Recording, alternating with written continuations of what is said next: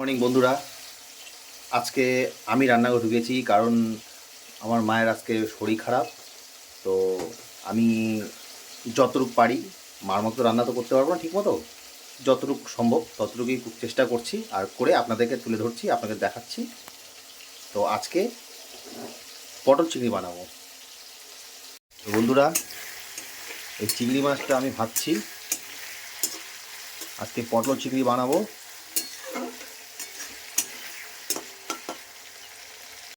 ওই মাছ ভাজার তেলের উপরে আমি এখন জিরা ফোড়ন দিচ্ছি,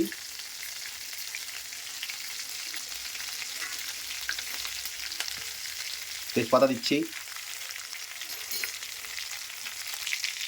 একটু নেড়ে চেড়ে নিয়ে যাবে।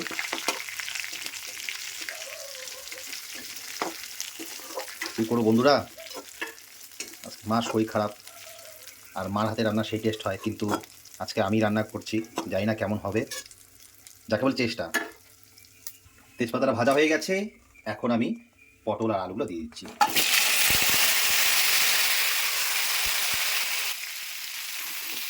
এক হাতে ক্যামেরা ধরা আর এক হাতে খুন্তি নাড়ানো খুবই কষ্টকর, তাও চেষ্টা করছি আপনাদের ক্যামেরার মাধ্যমে আপনাদেরকে দেখানোর চেষ্টা করছি।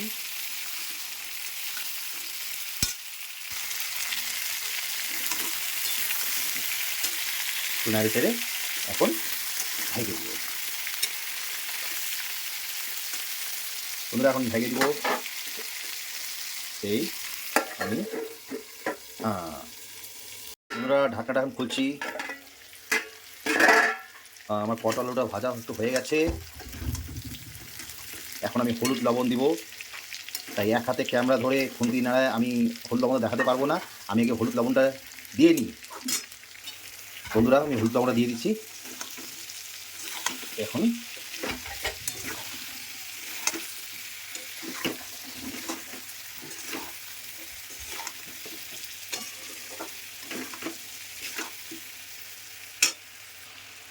বন্ধুরা, এখন আমি মশলাটা দিয়ে দিব।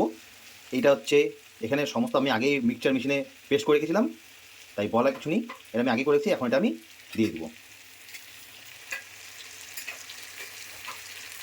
দিয়ে ভালো মতো নাড়িয়ে চাড়িয়ে একদম পুরো কষাবো।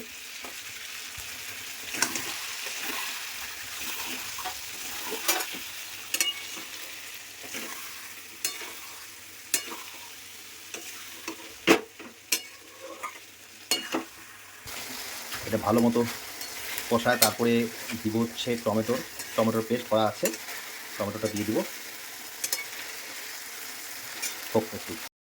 হ্যাঁ, এটা কষানো হয়ে গেছে, আমি এর উপর থেকে টমেটো পেস্টটা দিয়ে দিচ্ছি। টমেটোটা দিয়ে দিব, ভালো করে মিক্সড করে দিয়ে রাখবো।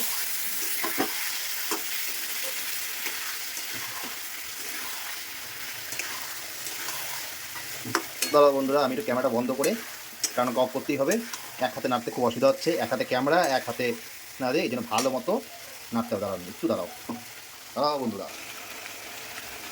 ঠিক মতো ভালো মতো কষা নিতে হবে। আমি আর ঢাকবো না, এটা এইভাবে করেই পুরো ভালো মতো একদম নেড়ে চেড়ে পুরো ভালো মতো কষাবো, আর ঢাকবো না বন্ধুরা। বন্ধুরা, আমার পটল আলুটা কষানো হয়ে গেছে, ঠিকমতো মশলাটা ভালো কষানো হয়ে গেছে। এই তেল ছাড়তে সাইড দিয়ে আমি এখন চিংড়ি মাছগুলো দিয়ে দেবো।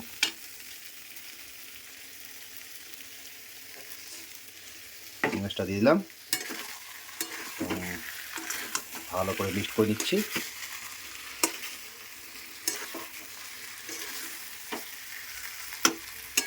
ভালো মতো মিক্সড করে নিই, করে একটু ভালো মতো নেড়ে চেড়ে নিব এটাকে ঠিক মতো। এখন কষানো হয়ে গেছে, এখন এই পাশে গেছে জলটা, গরম জল বসানো আছে, এটা আমি এখন দিয়ে দেবো।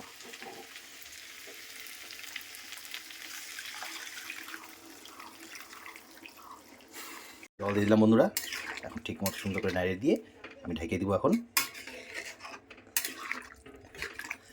আমি দেখি একটা মোবাইল রাখার স্ট্যান্ড বানাতে হবে, কারণ একা হাতে রান্না করলে একটা মোবাইলটা যদি এরকম স্ট্যান্ডে রাখতাম ভালো মতো, তাহলে আরামসে সুন্দরভাবে নাড়াচাড়া করা যেত।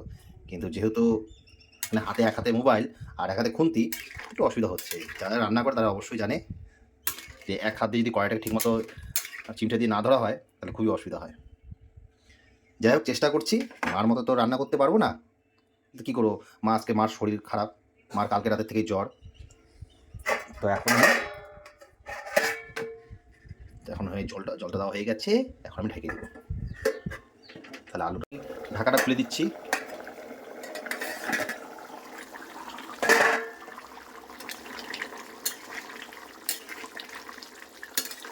আর একটু মাখামাখ করবো, তো আর একটু জলটা শুকাবো।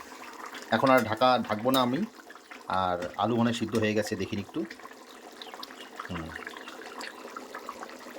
আলু সিদ্ধ হয়ে গেছে, থাক, এখন আর ঢাকবো না।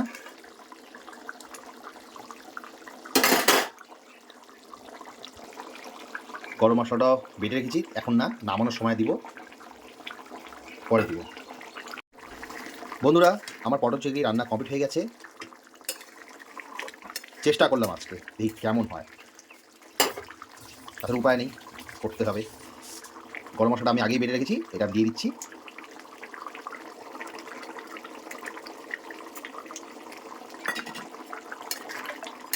নেড়ে ছেড়ে এখন নামিয়ে দিব।